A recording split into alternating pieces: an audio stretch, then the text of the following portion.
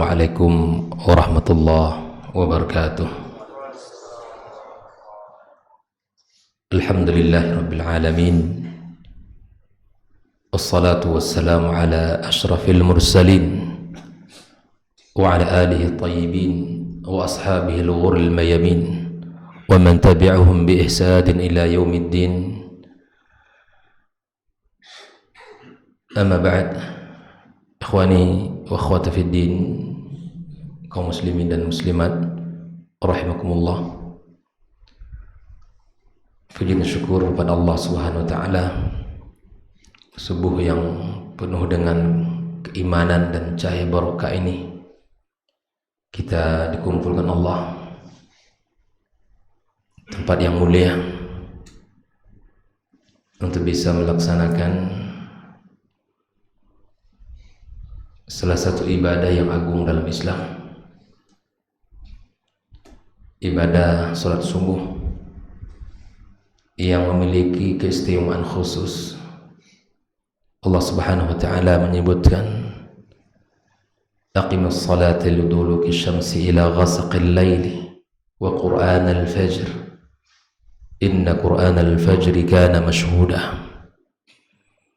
Salat subuh disebut oleh Allah dengan Quran al-Fajr karena memang di subuh ini sangat dianjurkan kita untuk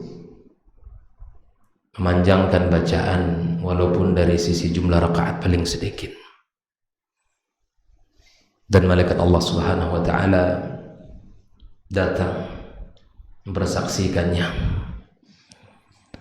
Dan kita sebagai orang-orang yang beriman kepada Allah Azza wa Jalla sadar betul bahwa ibadah salat adalah ibadah yang paling pertama dihisab Allah di hari kiamat kelak. Nabi sallallahu alaihi wasallam mengatakan, awwalu ma yuhasabu bil 'abdu yaumal qiyamati min amalihi salatuh. Bahwa pertama kali yang dihisab Allah bagi seorang hamba dari ibadahnya adalah ibadah salatnya. Maka perhatian, ibadah salat adalah sesuatu yang sangat bernilai dan sangat agung dalam kehidupan kita. Bahkan Nabi kita sallallahu alaihi wasallam ketika berbicara tentang sebuah pendidikan anak, pendidikan keluarga, Nabi sallallahu alaihi wasallam memulai dengan ibadah salat. Betapa banyak ibadah-ibadah yang agung di dalam Islam selain ibadah salat. Tapi perhatian Nabi alaihi salatu wassalam agar kita menjadikan fokus utama di dalam pendidikan anak-anak kita adalah ibadah salat. Sebagaimana hadis Rasul sallallahu alaihi wasallam, muru auladakum bis salati wa hum abna' sab'a sinin. Perintahkan anak kalian salat di saat mereka sudah usia mereka 7 tahun. Ibadah lain banyak sekali, dan ibadah dalam syariat sungguh sangat agung semuanya. Tapi Nabi sallallahu alaihi wasallam memberikan perhatian kepada kita untuk memulai perintah kita di dalam syariat ini dimulai dengan ibadah salat. Wadribuhum wa hum abna' 10 sinin. Dan berikan kepada mereka pukulan yang mendidik di saat mereka usianya 10 tahun. Inilah yang menjadi perhatian kita bersama, bahwa pentingnya kita untuk belajar dan pentingnya kita untuk senantiasa duduk dalam majelis ilmu. Yang saya muliakan guru saya Dr. Dasman, izin Ustaz duduk lebih tinggi dari guru dan para masyayikh, para asatizah yang saya muliakan, bahwa Islam ketika berbicara tentang keluarga adalah pembicaraan yang sangat agung, pembicaraan yang sangat luar biasa, bukan pembicaraan sebelah mata atau titik hitam di ujung kuku kita, bukan perkara yang sepele. Makanya Al-Quranul Karim ketika bicara tentang keluarga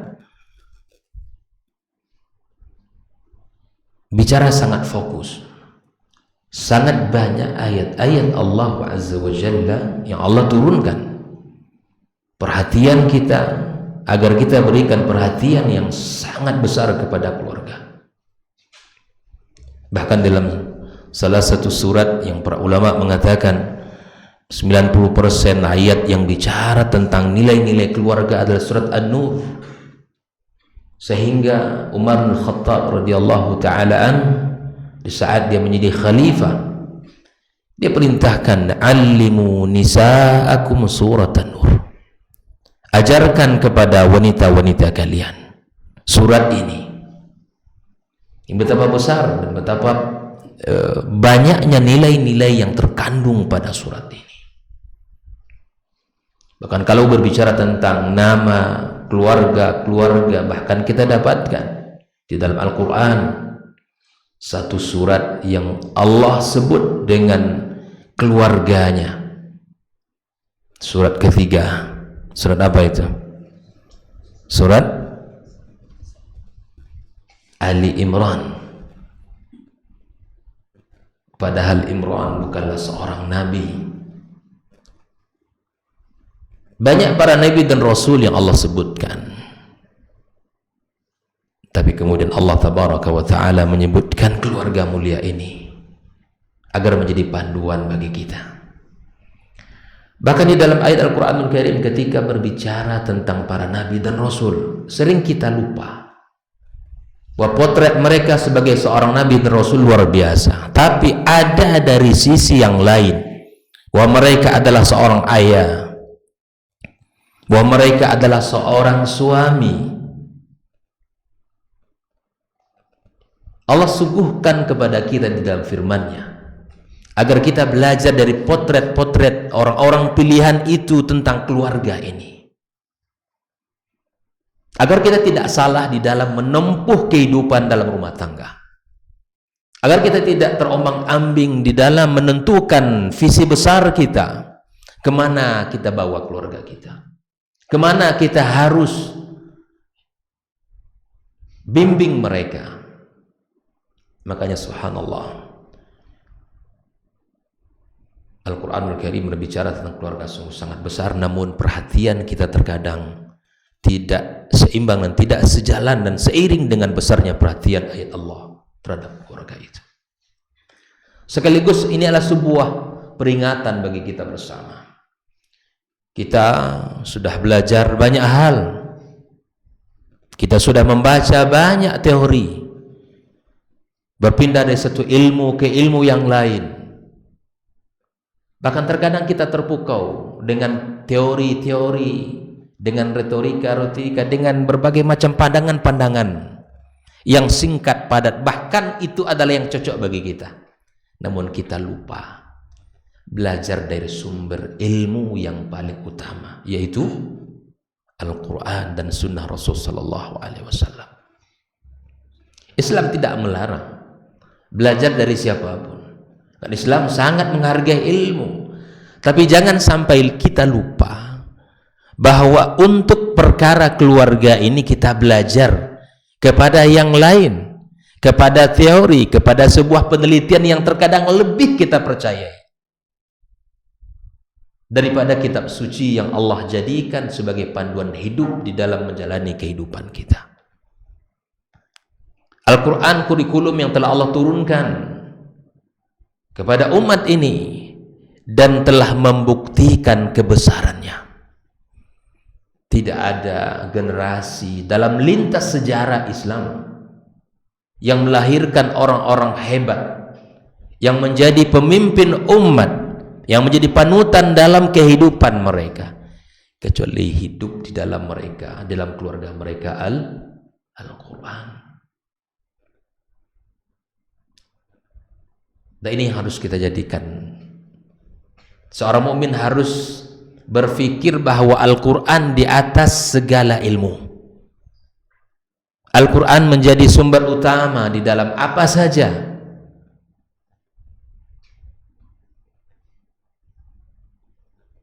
Bahkan hari ini kita dapatkan ada orang yang menafsirkan Al-Quran bukan seperti yang ditafsirkan oleh para ulama. Bahkan hadis Nabi sallallahu alaihi wasallam difahami bukan seperti dipahami oleh para ulama hadis itu sendiri. Seperti ini disampaikan oleh guru kita semalam, terkadang kita lebih mempercayai sebuah penelitian, hasil penelitian ini dan itu. Karena ketika kita salah di dalam sebuah referensi, kita akan lelah, kita akan capek. Karena penelitian itu tidak mustahil akan ada penelitian yang baru yang menghasilkan pula, bahkan mungkin penelitian yang hasil penelitian yang sebelumnya akan dibatalkan oleh hasil penelitian sesudahnya. Tapi syariat terbukti, Al-Quran terbukti melahirkan orang-orang hebat. Hadis Nabi sallallahu alaihi wasallam melahirkan orang-orang luar biasa. Maka disinilah kita sama-sama harus belajar apa landasan kita sehingga melahirkan orang-orang, anak-anak yang qurrata a'yun, penyejuk mata kita. Kenapa Nabi Zakaria alaihi salam bertahun-tahun berdoa kepada Allah, meminta agar diberikan anak kepadanya, agar diberikan anak-anak yang baik, anak-anak yang menjadi penerus daripada perjuangannya. Yarithuni wa yarithu min ali Yaqub, itu doanya. Dia khawatir terputus kebaikan yang ada padanya ini. Kebaikan nggak boleh terputus, Pak. Apa yang sudah kaum muslimin, para ayah lakukan, buat, itu harus ada orang yang melanjutkannya. Agar kebaikan yang ada sama kita ini terus akan mengalir kebaikan kita kepada kita, walaupun kita telah tiada. Kalau dalam sebuah kitab hadis ada namanya kitab musnad. Kitab musnad. Kitab musnad itu banyak, tapi paling terkenal adalah kitab musnad Imam Ahmad. Puluhan ribu hadis di situ. Puluhan ribu hadis. Tapi subhanallah, Imam Ahmad itu bergelar Abu Abdillah. Anaknya bernama Abdullah. Anaknya bernama Abdullah. Nah, bahkan di dalam kitab musnad itu, ini kalau salah Dr. Rasman guru tolong diluruskan. Dalam kitab musnad itu ada riwayat yang ditambahkan oleh anak beliau Abdullah yang diambil bukan dari ayahnya. Subhanallah, kebaikan itu dilanjutkan oleh anaknya. Makanya dia bilang dalam riwayat itu, haddatsani abi, bapaknya yang meriwayatkan hadis itu kepadanya, dan itu dilanjutkan oleh anaknya. Ini pakar hadis kita Dr. Dasman. Dalam kitab musnad Imam Ahmad itu bukan hanya diambil riwayat itu dari, bahkan ditambahkan, dilengkapi oleh anak beliau dalam rangka meneruskan kebaikan. Nah, untuk melahirkan anak-anak begini nih, Pak, ini tidak mungkin lahir begitu saja. Tidak mungkin lahir kemudian menikah tanpa ilmu. Ya, ketika kita kenal, suka sama suka, diridhoi oleh orang tua kita, kita menikah tanpa mengetahui landasan apa yang harus dilakukan, tanpa harus mengetahui visi besar dalam keluarga. Tidak mungkin. Berbicara tentang para ulama ahli ilmu, lihat saja mana ada anak yang lahir tanpa ada perhatian besar dari siapa? Orang tua. Apalagi berbicara tentang pemimpin, orang-orang hebat. Silakan buka dalam sejarah Islam, kecuali mereka itu adalah hasil yang mereka peroleh dari apa? Usaha besar yang Allah berkahi dari kedua orang tua mereka. Imam Ahmad sendiri menceritakan bagaimana kenangan indah beliau dengan ibunya.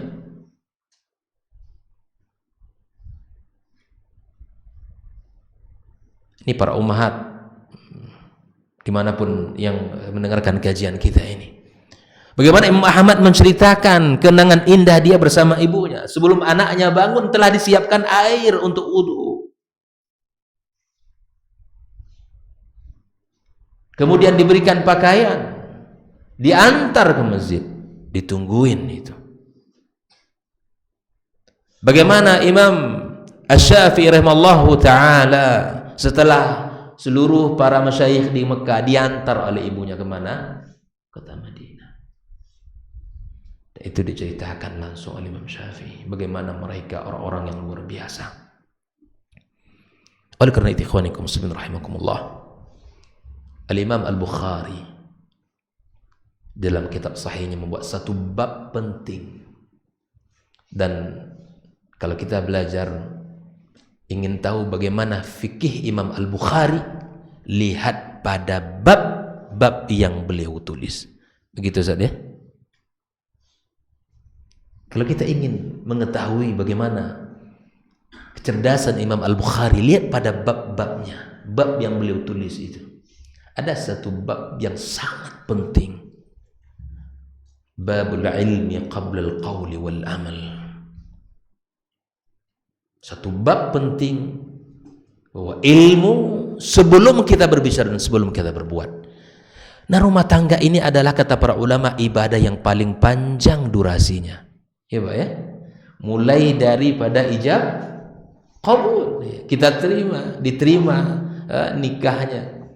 Ya, kemudian diterima ijab dan qabul antara kita dengan walinya. Mulai saat itulah tanggung jawab itu berpindah kepada kita. Dan mulai saat itu pula detik-detik ibadah itu kita membersamainya. Makanya pesan Nabi kepada salah seorang wanita di saat dia sudah menikah, unzuri aina anti min, lihatlah kedudukan kamu pada posisi suamimu, kemana beliau arahkan, kemana beliau bimbing kamu. Apakah kita dididik?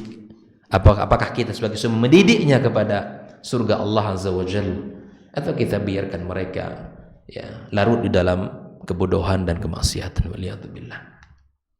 Oleh itu, waktu sangat singkat ya, saya ingin singkatkan pula, mudah-mudahan sampai inti yang ingin saya sampaikan itu.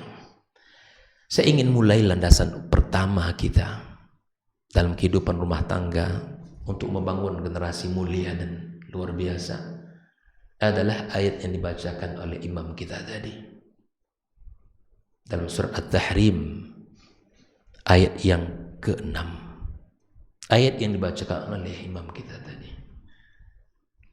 Surat At-Tahrim itu Bapak Ibu rahimakumullah berbicara tentang potret keluarga di dalam Al-Quranul Karim. Dimulai potret keluarga mulia, keluarga Rasul sallallahu alaihi wasallam. Ayat pertama itu adalah bicara tentang keluarga Nabi kita alaihi salatu wassalam. Walaupun ayat ini teguran kepada Nabi alaihi wasallam, ayat teguran yang disampaikan kepada Rasul, tapi dia berbicara tentang rumah tangga Nabi alaihi salatu wassalam. Maka kata para ulama, andai ada ayat yang disembunyikan oleh Rasulullah, ayat ini yang pertama disembunyikannya. Kenapa demikian? Karena teguran keras dari Allah Tabaraka wa Ta'ala, di mana Rasulullah sallallahu alaihi wasallam mengharamkan sesuatu yang dihalalkan oleh Allah Tabaraka wa Ta'ala. Apa yang diharamkannya? Madu. Madu halal apa? Haram. Tapi kalau di madu, itu masalah bagi kita ya. Baik, ikhwanikum muslimin rahimakumullah. Iya. Itu ditegur oleh Allah Tabaraka wa Ta'ala, tapi tidak disembunyikan oleh Nabi kita sallallahu alaihi wasallam. Baik, itu yang pertama. Singkat saya katakan. Keluarga yang kedua yang dibicarakan oleh Allah dalam surat ini adalah keluarga Lut dan Nuh alaihi salam. Ini potret keluarga yang suami baik, tapi Allah uji dengan istri yang tidak baik. Setelahnya ada keluarga yang ketiga kaum muslimin, yaitu keluarga di mana kebalikan dari keluarga tadi. Istrinya yang baik, suaminya tidak, yaitu keluarga siapa? Firaun. Ini ujian semua. Sehingga dalam ayat tadi kita dapatkan bagaimana doanya istri Firaun itu. hidup dalam kemewahan istana, semua ada. Tapi apa doanya? Ya Allah, bangunkan bagiku rumah di dalam surga. Bahkan dia berkata, wa najjini min fir'auna wa amali. Siapa Fir'aun itu? Suami. Kalau istri sudah minta perlindungan kepada Allah agar diselamatkan dari suaminya, berarti tanda ya. Jadi jangan-jangan dalam doa istri kita malam-malam menangis, Pak. Jangan bahagia dulu, tanyakan. Jangan-jangan dia minta berlindung kepada Allah. Bahagia nah, ini kerota ayun istri saya ini gitu. Tanyakan, apa menangis? Jangan dia minta berlindung kepada Allah Azza wa Jalla dari keburukan kita. Ikhwanikum muslimin. Dan keluarga yang keempat adalah keluarga mulia, yaitu keluarga Imran. Allah puji Maryam dengan luar biasa. Wa kanat minal qanitin. Kata para ulama bahwa di antara ibadah wa kanat, nggak seharusnya Maryam wa kanat minal qanitat, tetapi Allah katakan pada bab ini wa kanat minal qanitin karena tidak ada yang menandingi ibadah manusia di saat itu kecuali level ibadah Maryam itu seperti level ibadahnya para nabi. Bayangkan betapa keluarga Imran itu luar biasa, orang-orang hebat. Baik, Allah tabaraka wa ta'ala dalam surat Tahrim itu 12 ayat. Di ayat yang ke-6 itu ayat yang berbunyi ya ayyuhalladzina amanu qu anfusakum wa ahlikum nar. Apapun yang kita kerjakan, apapun cita-cita, apapun yang menjadi fokus kita untuk keluarga kita, maka pahami ini sebagai landasan kita di dalam membina keluarga. Kita bekerja mencari nafkah, ingat ayat ini baik-baik. Kita berusaha untuk membahagiakan, menyenangkan hati anak kita, maka ingat ayat ini baik-baik. Ku anfusakum. Ku sama dengan makna wiqayah, asal kata wiqayah yang artinya juga takwa. Keluarga ini harus menjadi keluarga yang bertakwa, Pak. Keluarga yang beriman kepada Allah Azza wa Jalla, yang menjalankan syariatnya. Makanya Allah katakan ku anfusakum, diri kita dulu yang pertama. Lihatlah kalau ada orang yang membawa rezeki yang haram ke rumahnya, lihat, tengok anak-anak kita baik-baik, tengok keluarga kita, anak yang tidak pernah berdosa, yang tidak tahu apa-apa, mereka orang yang pertama menjadi tumbal perbuatan buruk kita. Nabi sallallahu alaihi wasallam mengatakan lahmun nabata an suhtin fannaru aula bih. Daging yang tumbuh dari sumber yang tidak baik, maka yang paling pertama mendekati itu adalah neraka. Bagaimana mungkin lahir dalam keluarganya orang-orang mulia, orang-orang hebat, sementara sumber yang dimakan dari yang haram.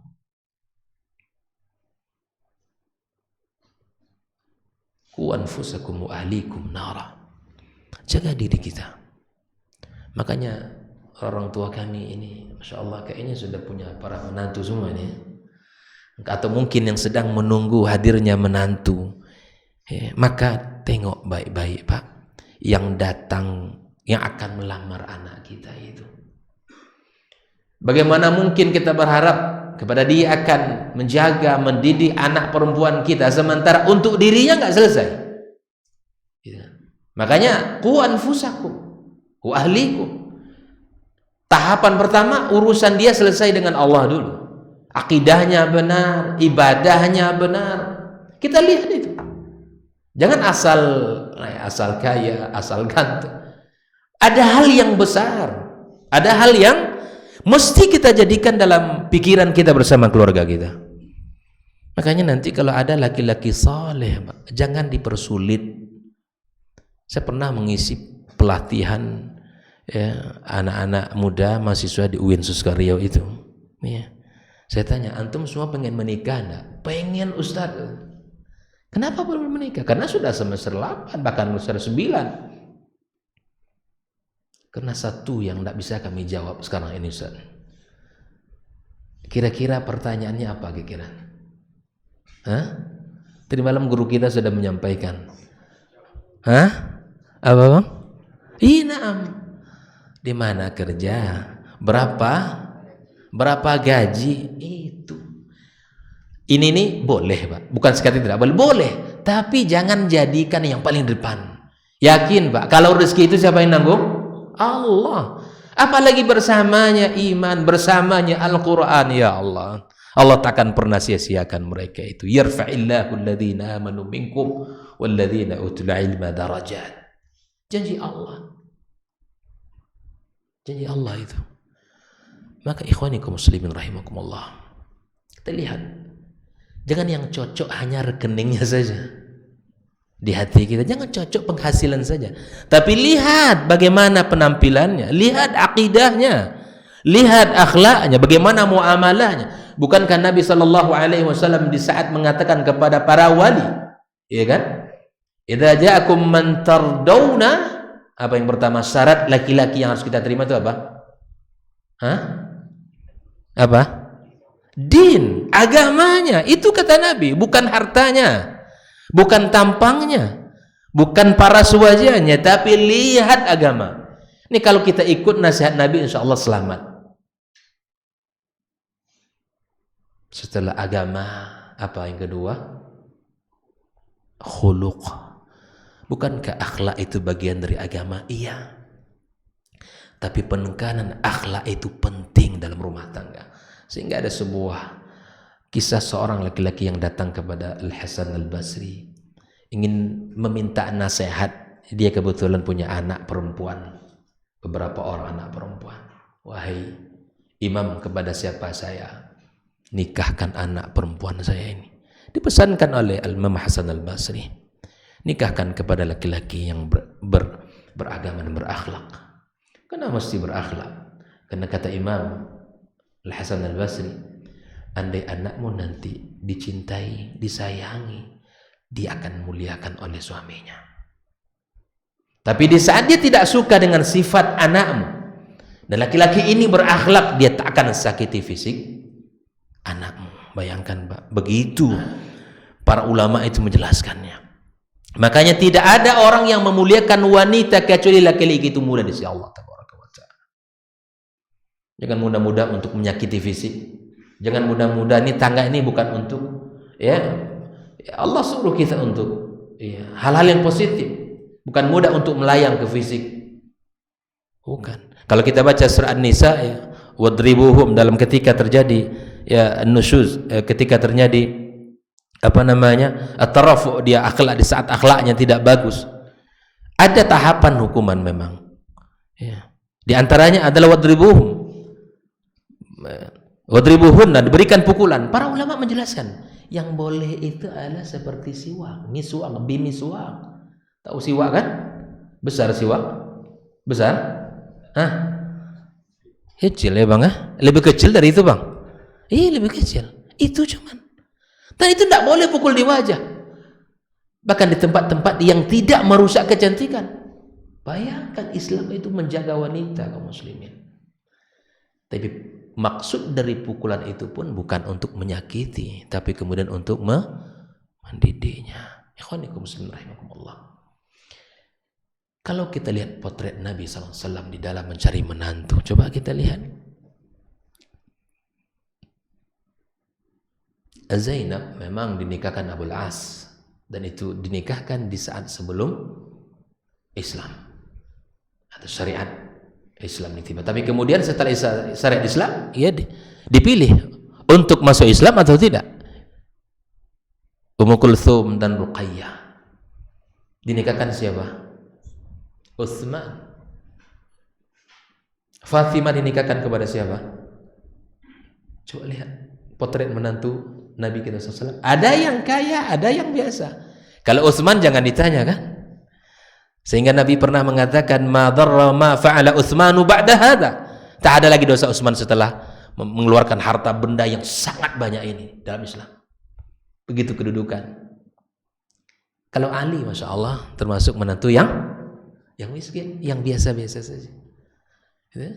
Jadi tapi mereka semuanya soleh. Ini yang harus menjadi perhatian kita ya, agar keluarga kita selamat. Ku anfusakum wa ahlikum nara. Tapi misalnya seperti Nabi Sallallahu Alaihi Wasallam di saat cucunya Hasan, ya, di saat dia pergi ke masjid, ya, Hasan cucunya sangat kecil usianya ketika itu. Rasulullah SAW melihat Hasan mengambil kurma apa? Kurma sedekah. Hasan ketika itu masih kecil, usianya kecil sekali. Tapi Rasulullah Sallallahu Alaihi Wasallam di saat melihat cucunya makan kurma sedekah, apa sikap Nabi? Dibiarkan? Tidak, dikejar oleh Nabi SAW. Diminta untuk memuntahkan kembali. Keluarkan. Kata Rasulullah. Keluarkan. Sudah, nggak boleh itu. Ala ta'lam ya Hasan, enggak tahukah kamu bahwa kita ini tidak makan kurma? Kita tidak makan sedekah, keluarkan itu. Bagaimana Rasulullah SAW serius di dalam bab ini. Jangan bermudah-mudah untuk membawa sesuatu atau membiarkan sesuatu pada anak kita yang kita tahu itu bukan miliknya. Terkadang ada syubhat di tengah-tengah kita. Kan anak kan masih kecil. Ya paling baru sekali, dia belum tahu. Api itu Bapak Ibu semua yang rahmati Allah tidak akan pernah menjadi besar kecuali petikan pertama, ya enggak? Api itu enggak akan mungkin dia besar kecuali ada. Kalau kita membiasakan seperti itu nanti, ya khawatirkan dia akan terbiasa sampai dewasa. Contoh kecil saya sebutkan. Musim-musim liburan atau Bapak Ibu kita punya anak kan? Punya anak Bang? Iya. Kita bawa anak-anak kita pergi main ke sepupunya, ke saudaranya.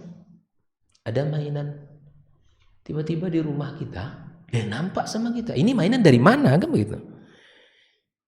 Ini mainan siapa? Tanyakan ke dia, tanyakan ke anak kita, mainan mana siapa? Mainan saudara saya atau mainan sebutkan misalnya sepupu dia. Di saat ini apa sikap kita? Dibiarkan? Masih kecil nggak apa-apa, itu kan? Nah, kesempatan itu untuk memberikan nasihat. Kamu tidak boleh mengambil sembarangan. Kamu tidak boleh membawanya. Ini bukan milik kita. Ambil, luruskan kesalahannya, selamatkan barangnya, kembalikan ke yang punya. Contoh, anak kita bawa makanan atau mungkin buah-buahan, tiba-tiba Masya Allah dibawa buah ke rumah kita. Musim apa sekarang di Batam nih?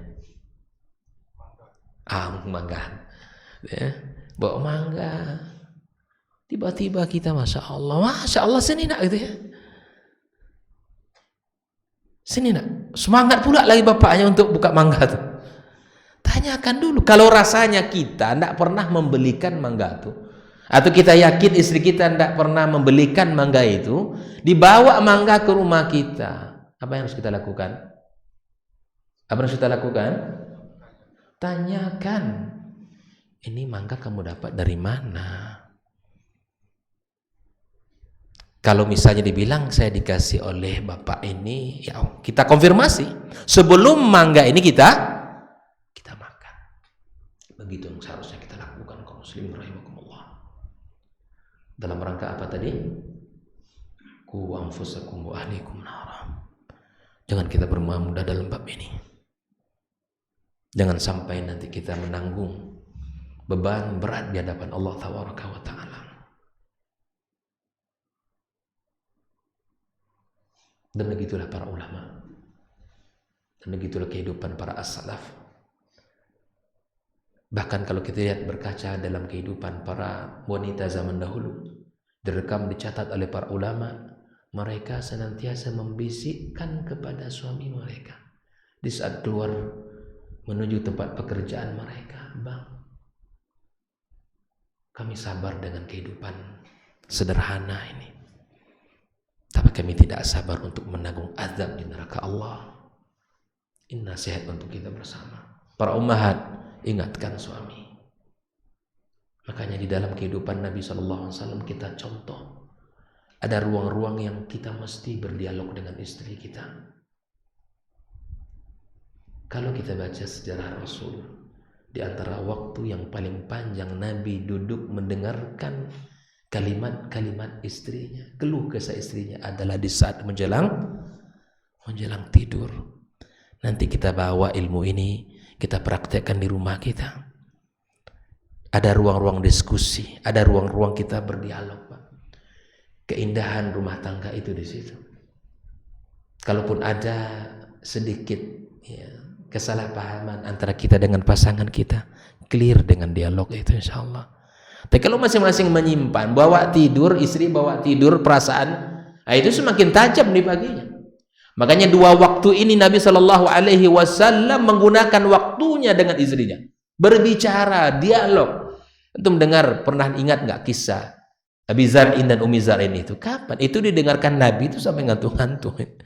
Tapi Nabi tetap bersabar dengan tugas mulia seorang Rasul yang banyak mengurus umat, tapi perkataan istrinya tidak pernah diabaikan. Beda dengan kita. Abang capek, ya? Beda dengan kita. Makanya kaum muslimin kita mencontoh keluarga Nabi kita SAW. Belajar. Waktu yang kedua adalah waktu di mana setelah azan menjelang Bilal memanggil Nabi untuk salat. Itu subhanallah, sebelum Nabi SAW salat subuh, tapi sudah dimulai dengan hadithul mu'anasah. Hangat rumah tangga itu. Jangan membatu di rumah kita. Kita ini kalau udah ngaji ini, Pak, subhanallah. Contoh Nabi kita sallallahu alaihi wasallam, Aisyah menceritakan, wa kana altafun nas wa akramun nas. Nabi itu di rumah orang yang paling lembut sekali, orang yang paling mulia. Bahkan Aisyah menceritakan di saat ditanya bagaimana Rasul di rumahnya sallallahu alaihi wasallam, apa kata Aisyah? Wa kana Nabi sallallahu alaihi wasallam fi khidmati ahli. Nabi itu membantu keluarga. Kalau kita lihat subhanallah, kalau antum pernah ke Madinah ya kan sekarang itu ya rumah Aisyah, rumah Nabi itu tidak besar.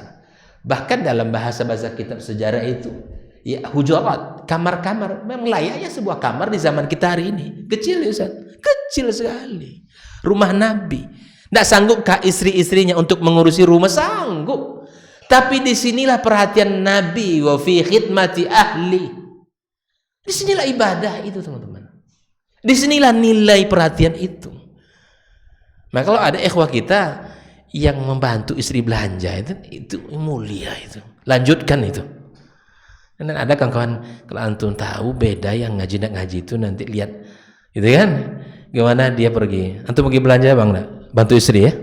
Orang kalau udah ngaji biasanya masya Allah karena faham di sini, nggak dibiarkan istrinya pergi sendiri, pasti dibantu. Makanya kita subhanallah, sekecil apapun bisa kita lakukan di rumah kita, Bapak Ibu. Mengambil sapu itu bukan hina bagi kita itu. Bersihkan rumah itu. Membantu istri kita merapikan. Jangan dikira pekerjaan rumah itu hal yang kecil. Kalau dalam sebuah perusahaan ada SOP namanya kan. Nggak ada SOP rumah tangga. Entah mana yang harus dimulai di pertama kali. Dan ruangan tidur yang sudah berantakan, entah ruangan tamu, ruangan tengah, mungkin dapur. Subhanallah, ini selesai sama istri kita semuanya.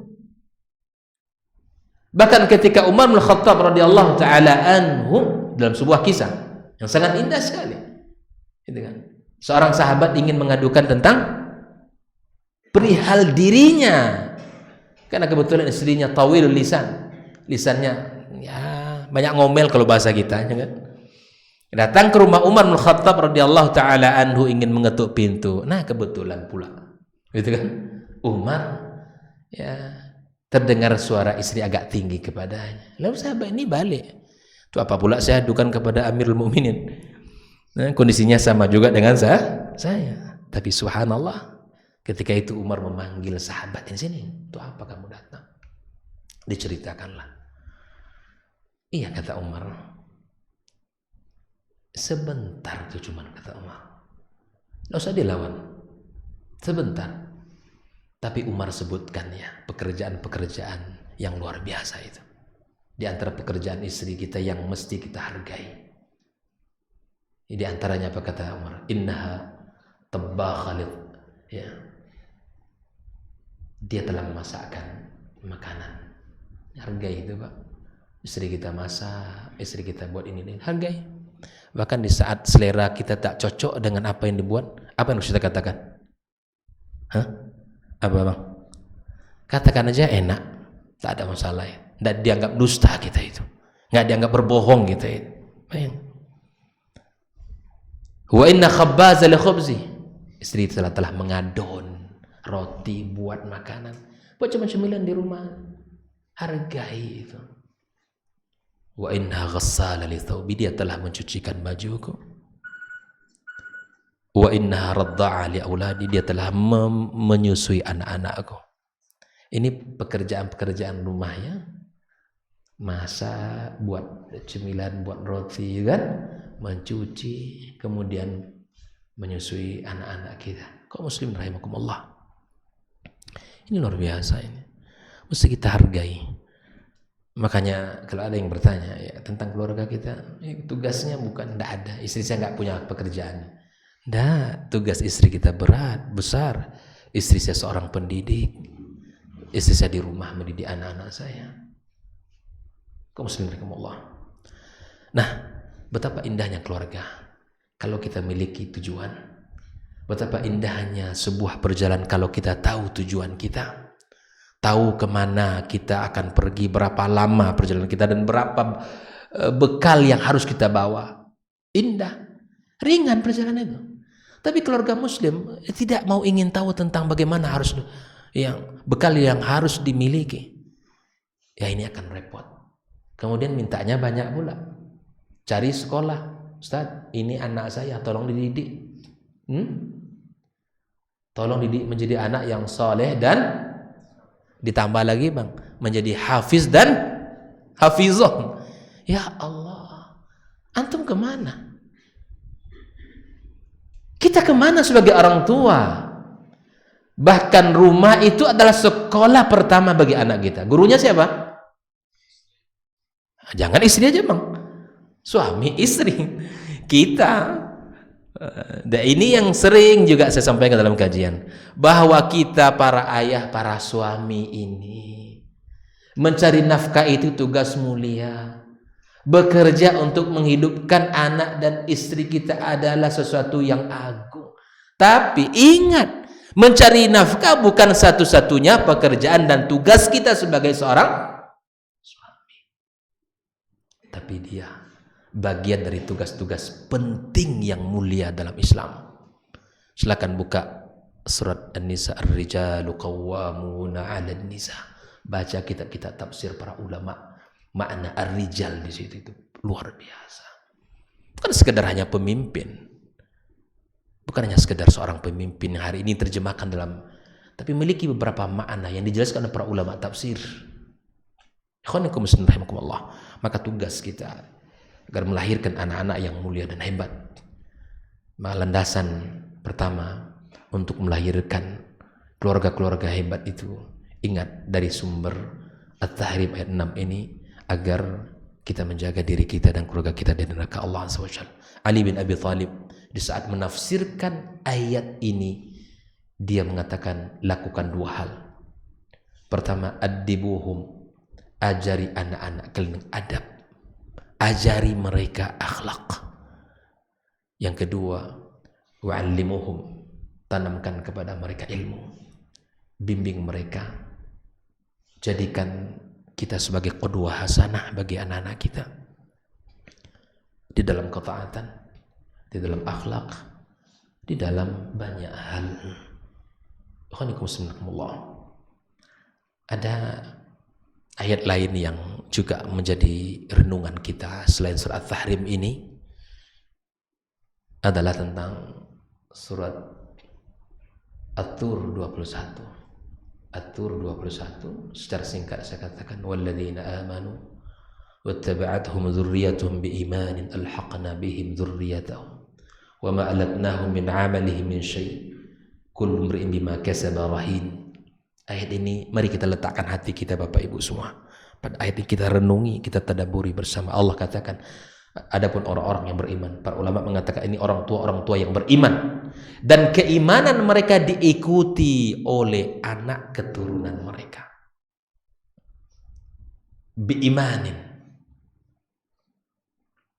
Maka kemudian Allah kumpulkan kita dengan anak keturunan kita di dalam surga. Al-Imam Ibnu Katsir menjelaskan, wa hadza min fadlihi subhanahu wa ta'ala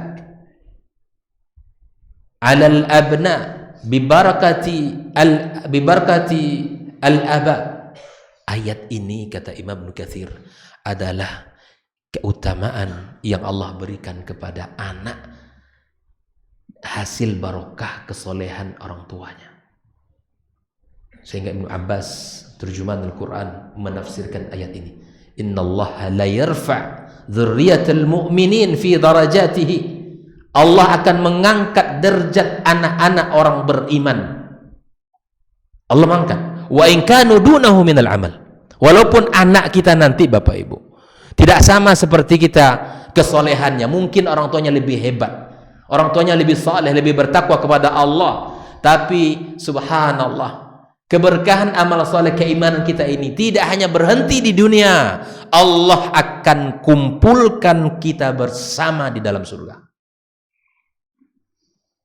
At-Tur 21 ini berbicara tentang, mulai dari ayat 17, innal muttaqina fi jannatin wa na'im. Semua itu bicara tentang nikmat-nikmat surga. Di antara nikmat surga adalah berkumpul kita bersama di dalam surga dengan anak-anak kita.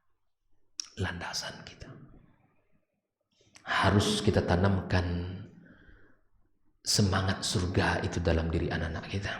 Karena apapun nanti yang mereka lakukan itu harus dikaitkan dengan surga Allah SWT. Apapun yang menjadi profesi mereka nanti, yang mereka inginkan adalah surga Allah Azza wa Jalla. Lihat sebuah kisah di zaman Nabi kita sallallahu alaihi wasallam.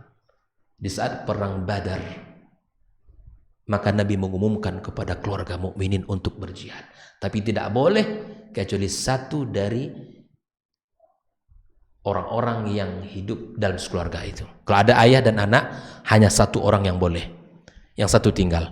Lihat kisah Sa'ad ibn Khaythama ibn al-Haris al-Ansari al-Ausi. Di saat mereka sudah mendengar perintah Nabi itu, ayah dan anak melakukan undi. Siapa di antara kita yang berangkat? Setelah mereka melakukan, ya, maka keluar nama anak beliau, yaitu Sa'ad. Ayah belum mau ini. Nah, ayahlah yang berangkat. Wahai ayah, lihat coba Pak. Sudah tertanam di dalam visi besar keluarga ini, orang-orang beriman ini. Lihat apa kata Sa'ad ini. Innahal jannah, wahai ayah, sesungguhnya itu surga, wahai ayah. Lau kana ghairu la athartuka bihi, kalau bukan surga, wahai ayah, aku dulukan kamu untuk berangkat. Aku akan berikan kesempatan ini kepada kamu, wahai ayah. Coba lihat. Ini anak Pak yang sudah tertanam dalam jiwa itu surga. Surga. Ini buah daripada mereka memahami tentang tujuan. Dan bukan satu dari kisah generasi para sahabat yang seperti ini, yang tertanam pada diri mereka itu semangat seperti ini.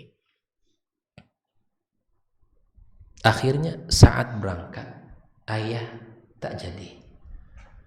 Karena memang yang keluar namanya adalah anak beliau. Dan betul-betul saat menemui syahid fi sabilillah, dia terbunuh. Itu membuat ayahnya iri. Lihat dialog ayah dan anak, keinginan untuk mendapatkan surga itu, Masya Allah, gak mau kalah dia. Gak mau kalah. Dan dialog-dialog ini yang harus kita senantiasa berikan kepada anak kita. Coba kita lihat dialog-dialog kita bersama anak kita, kering. Tidak ada mengait dengan surga. Sementara kita mengatakan rindu surga. Bagaimana akan rindu kita akan surga sementara isi dialog tidak pernah tentang surga? Mana mungkin tertanam dalam diri kita dan diri anak-anak kita? Tidak pernah kita bicara tentang surga, sifat-sifat surga. Bagaimana keagungan surga dan keindahannya. Kita kan kalau ingin sesuatu itu karena kita tahu kan. Kita tahu keutamaan keagungan. Ini bicara dalam, coba kita hitung dalam sehari semalam kita. Adakah nilai-nilai iman yang kita tanamkan? Adakah dialog-dialog yang membuat anak kita ini pelajaran akan cinta kepada surga Allah Tabaraka wa Ta'ala? Coba kita lihat. Ini pelajaran mahal dari surat Tur untuk kita dan keluarga mukminin tentang sebuah landasan besar keluarga muslim. Kita tidak hanya ingin berkumpul di dunia, tapi kita ingin bersama kembali di surga Allah Azza wa Jalla. Tapi itu tidak mungkin. Syaratnya satu, kata Allah, wa taba'athum dzurriyyatuhum biiman. Iman yang menjadi syarat. Bapak Ibu, silahkan nanti prestasi apa saja dari keimanan, tidak mesti. Yang penting tanamkan keimanan. Prestasi anak kita silakan. Mungkin dia ahli sedekah nanti, mungkin dia dari ahli ibadah, salat malam, mungkin dari orang-orang yang puasa sunnah, silakan. Prestasi-prestasi keimanan itu boleh berbeda-beda. Tapi yang menjadi landasan kita harus dibangun keimanan, tertanam di dalam dirinya cinta kepada surga Allah SWT. Karena waktu yang membatasi, sungguh banyak bahasan dan kisah-kisah para ulama untuk bisa kita bahas. Mudah-mudahan yang sedikit ini bisa menjadi renungan bagi saya dan kita semua, bisa menjadi perbaikan untuk diri kami dan kita semua, sehingga kita betul-betul menjadi orang-orang yang tahu arah tujuan kita dan tahu pijakan kita, untuk apa kita berumah tangga dan untuk apa kita punya anak dan kemana kita harus kita bina anak-anak kita. Wallahu ta'ala alam. Saya kembalikan ke tutup.